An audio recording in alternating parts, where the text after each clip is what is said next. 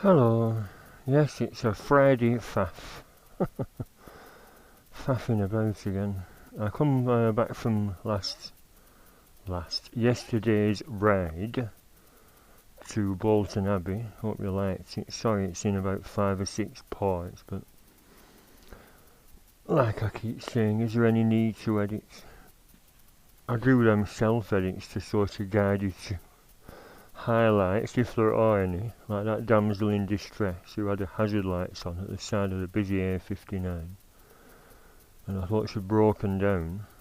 Not her, but I mean a bike. Maybe she did break down. But yeah, I turned round and I'm just waiting for my partner. I said, oh, I saw your hazards.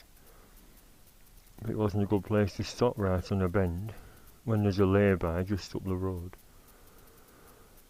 Who am I to lecture people, or what was I saying? Oh yeah, I came back from my ride and these cob light strips weren't working.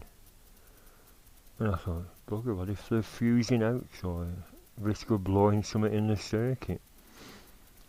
And I've tried all the different wires, and what it was in the end, one of the wires is black and there's no continuation to the other end. And I thought, oh, there must be something wrong with that circuit. And what I'd done a long time ago, my Tarzan horn is powered by a 12-volt plug with a fuse on it. So I sent a positive, well, a twin cable, but what it is, it's a positive up there, back again, and powering the cob lights. And I took an earth off the handlebar. Sorry, is that the mirror?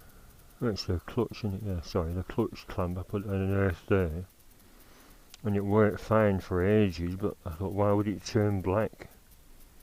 That's indicating a short circuit, isn't it? It feels a bit oily as well, the copper wire. Dear me. So what I've done as a safer option, the Tarzan horn is now not wired. Well, I mean, sorry, the original wiring was a 12-volt plug to the Tarzan horn, right, that was fine. I tapped off that to power the cob lights, so when my Tarzan horn was activated, the cob lights lit up, which was a bit pointless anyway. So I've snipped that positive feed, put tape round it, put some more tape round in a minute, and then these I call them eagle eyes, which is still going strong. Not quite as bright as the others, but it's just a little extra light at night. I power them by using the cable from the old wraparound heated grips, because they've got a fuse on as well inside the headlight shell. Whoever wired them up, the original wraparounds, did a good job, and there's a little plug. Anyway, so I've snipped into that, just put them on. Can you see them blue terminals? Well, what you do, just bunch all the wires together. So I've got the cob light wire, bunch that in, twisted it up. Excuse me, just had some coffee and lots of biscuits. And I just use them terminals to bunch all the wires, nip them up, of course. And there we are. So the cob lights are now wired onto these lights, nothing to do with the Tarzan horn. I thought they'd actually fused. I've just had the bloody radiator cover off. I thought, what if I nip the wire? Sorry, that's the indicator wire. And they're still working alright. So I took the radiator cover off, grill off, and no, they're fine. So I thought it must be the wire, and it was. So really I've snipped that positive wire for nothing, but like I said, it was silly anyway. Imagine having lights on when you're pressing your Tarzan horn. Sorry, I'm a bit befuddled. I've only just got up. So there we are, Tarzan horn's working, lights are working. I'll now put a load of tape on. I tested the circuits with these other cob lights, which turned out to be crap. These have 3, 6, 9, 12 little cobs in. and half of them stopped working after a week. I think it's just too complicated a circuit. But like I said, them have got 3 on. And they've lasted quite well. If you missed yesterday's little look down at my wheel at the traffic lights, that's what came yesterday. New anti-rattle plate, a new pin. I've got new screw-in dust caps. But like I said, why is that not a hex head? Why? Why is it a bloody cross thing? I have to get my impact driver on it and bang it with my hand to do the turn, because it turns it as well as forcing it into the slot rather than ripping it open. Anyway, new one's on. A dollop of grease in on the thread so it comes off easy next time, hopefully. Sorted, but I'm a bit disappointed the pin is shiny. Shouldn't it have a coating on? I thought all original bolts had a sort of olive coloured coating like them. But obviously not. Just bare metal. Hopefully it's stainless steel that won't. It can't be, because the other ones were full of bloody rust. Had to get the wire brush on the old ones, but they were still snagging. I think that's what the problem was. If they can't move just 0.5 millimetre when you're applying the brakes,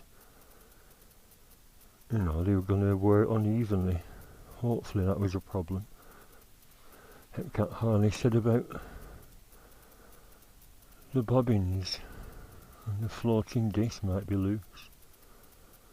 Yeah.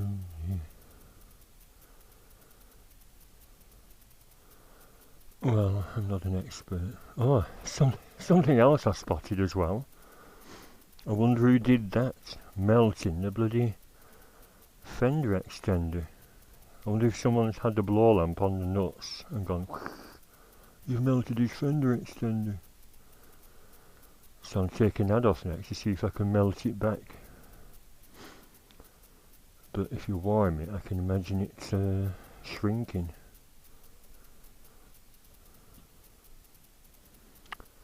Will it come off? Is there a little sticky pad behind there? Did I put silicone on?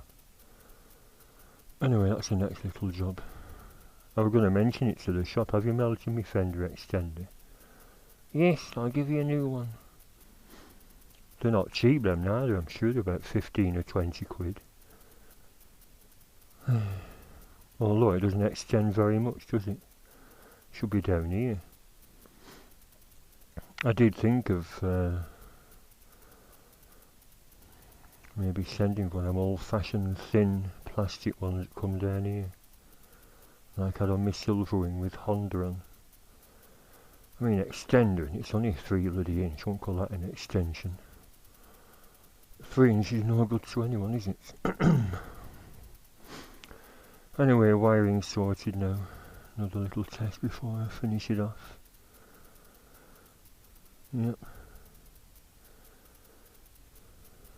I won't test the charging on again.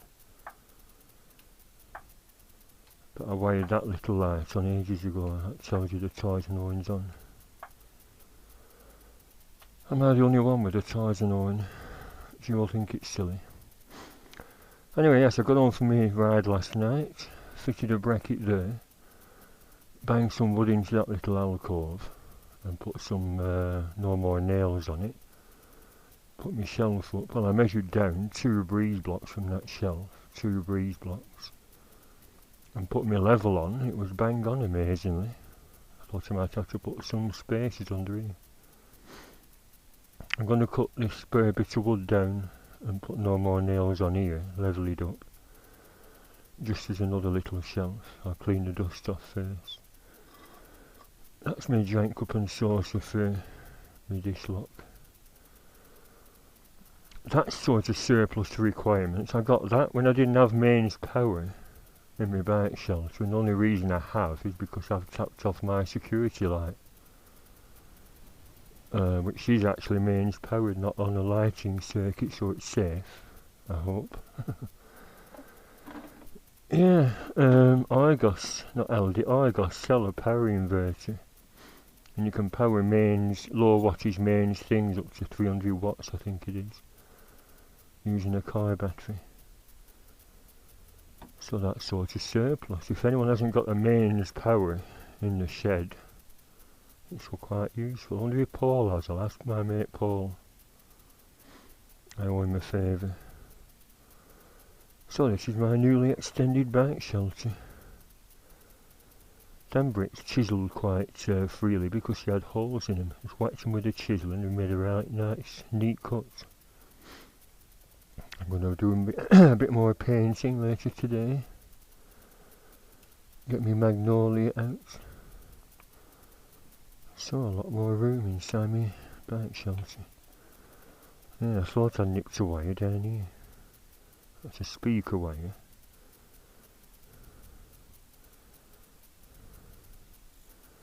Is that mains up and down cable?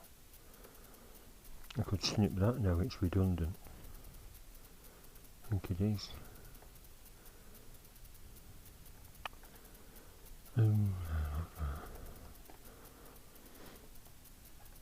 All that faffing just to power little lights, which are crap anyway. I mean, let's face it, them cob lights are just to be seen from head on. A little extra, although that powerful headlight, nobody's gonna not see that. They're meant to burn out though within a certain time scale. It said won't last as long as your standard headlight. We're being night breakers, Osram night breaker, powerful bulbs.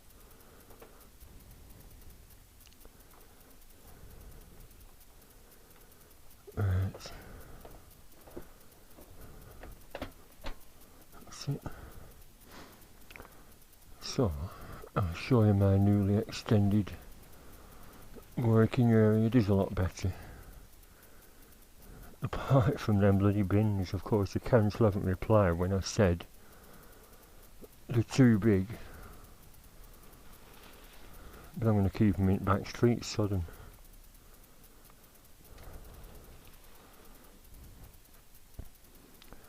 Yeah, the other bit of mat from in there fitted nearly perfectly here. I'll have to see if I have any more adhesive spray, although the weight of the bin holds it in place.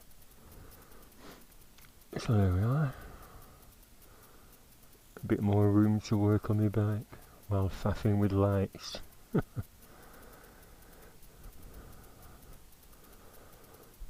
Until I sit down after all that, my knee were playing up, even though we're kneeling on a mat.